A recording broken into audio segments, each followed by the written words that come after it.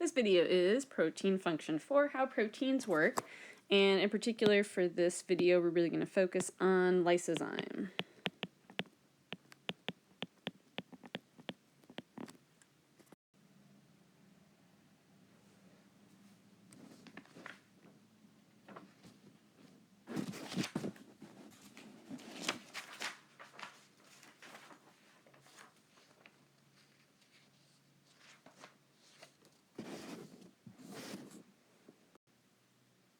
Okay, so lysozyme is the enzyme we're going to check out here.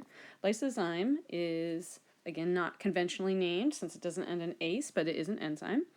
This is a protein that is found in a variety of secretions. In particular, I'll give a couple examples of saliva and tears for humans. It's a natural antibiotic.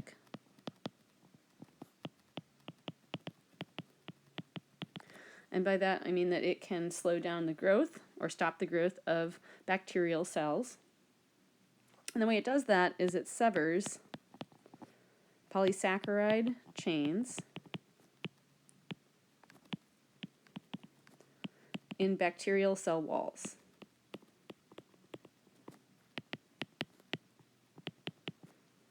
And so basically that means that it can punch holes in the cell wall and cell membrane of bacteria, and this can lead to their demise.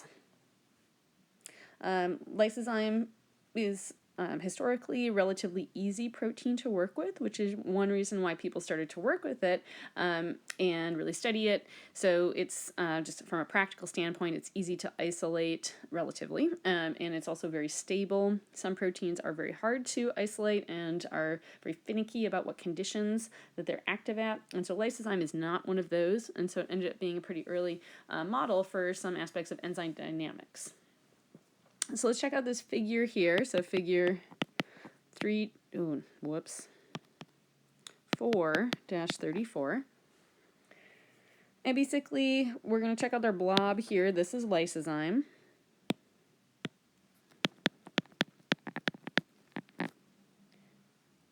It's the enzyme, and so that's abbreviated with the E. The substrate is a polysaccharide chain, and that's shown in red here.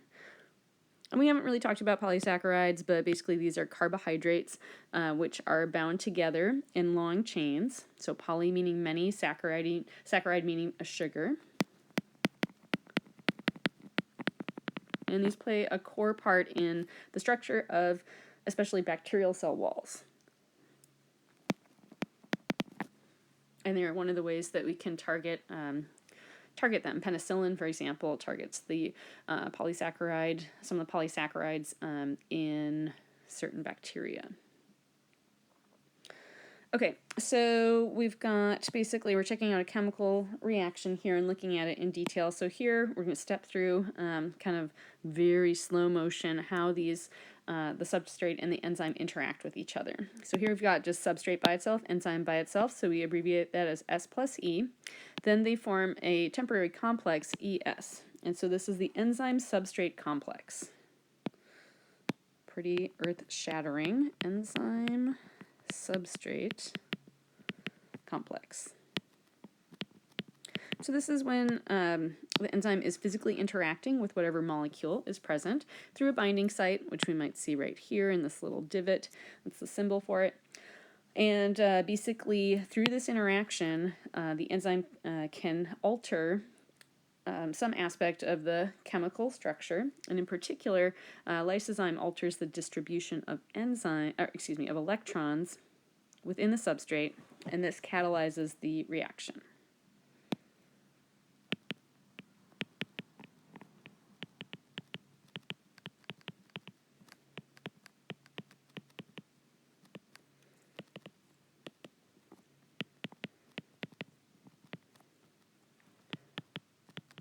And again, this catalyzes the reaction. Since electrons are used in covalent bonds, we can, if an enzyme is altering distribution of electrons, it can start to destabilize a bond. Okay, so that's this happens very quickly, like microseconds within a cell.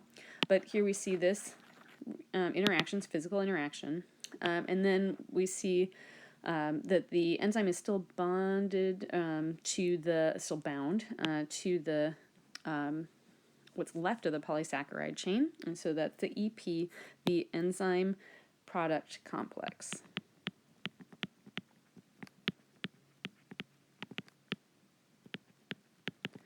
So in this stepwise fashion, now the enzyme lysozyme has cleaved a covalent bond between some portions of the polysaccharide chain, and they're still holding on to each other here. And then a microsecond later, then the two broken parts of the polysaccharide chain are released by the enzyme. And now we can summarize this as the enzyme plus the product here. And basically, you can see the two leftover bits as the polysaccharide chain has been cleaved. And so we also see that the enzyme here is unchanged compared to what lysozyme looked like at the beginning. Finally, on the far right here, we see a space-filling model looking at the protein and the polysaccharide chain. Notice that these are very close together, and there's another one of these little divots, binding site or a pocket, where the polysaccharide chain, shown in red, interacts with lysozyme, which is shown in blue. So let's talk a little bit about the chemical reaction that's going on here. So basically we're seeing a lot of the behind the scenes information. And so basically we've got our substrate, and then we have the product. The substrate in this case was that polysaccharide. And it was broken down into two products, so these two subunits of the polysaccharide.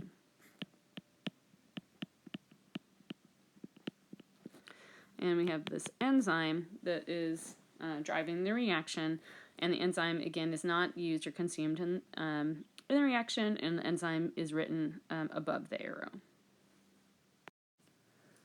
Now let's talk a little bit about how different enzymes have a strategy to facilitate a chemical reaction. So we're going to talk about two enzyme strategies. And basically what we're seeing here in these two panels is that in green, that's the enzyme. And then in red or red and blue, that's the substrate, or substrates in the case of the two colors, red and blue. And so basically in this first situation here, and by the way, both of these panels come from figure 4-36. In this first example, the enzyme in green strains the substrate.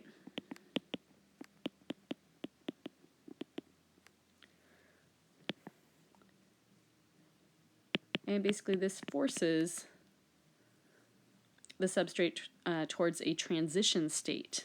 And this is to favor product formation. So this would be in the enzyme substrate complex. So this forces the substrate towards a transition state. Basically what that means is it's a different conformation or different shape, and we don't really see the original state, but I would imagine that the substrate would just be a straight line, and so when it is bound to the enzyme, then this creates that tension or strain. And eventually that transition state to eventually favor product formation.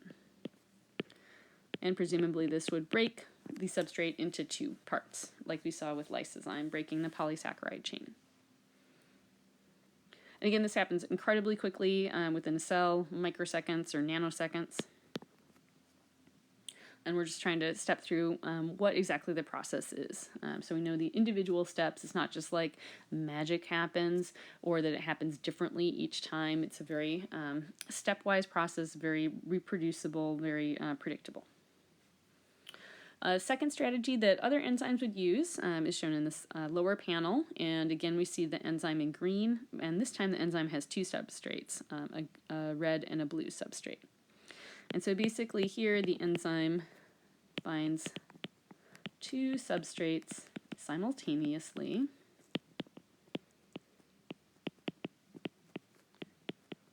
Again, this is going to be in a very predictable fashion. Each of the substrates would have presumably a very set interaction in each of these locations within these binding sites or active sites. And by each of them, especially these two substrates being found in the same physical proximity right next to each other at the same time, then this is going to highly increase the likelihood of a chemical reaction between them. And so in this case, instead of one substrate being broken down into two parts, we see the two parts, and these are going to be combined into a product that's covalently bonded, presumably, to each other. And so again, this is just physical proximity of the two substrates in this active site at the same time increases the likelihood of a chemical reaction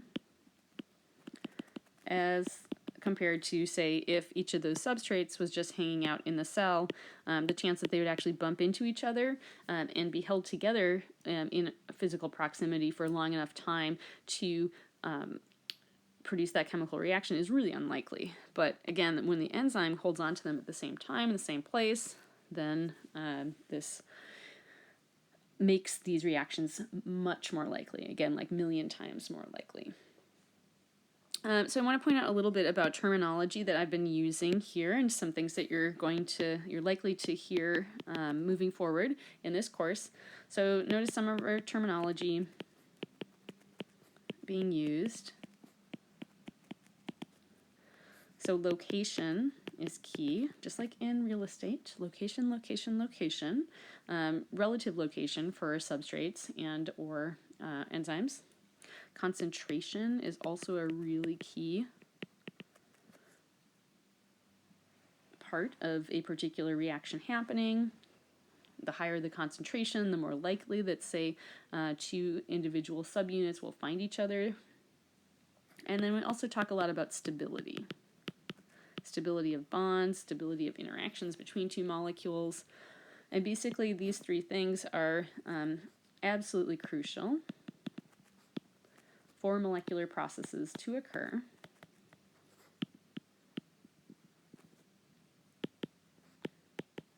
And going back to something I touched on in an earlier video, this really underlies the chemistry of what's happening and the physics. So these underlie the biological processes.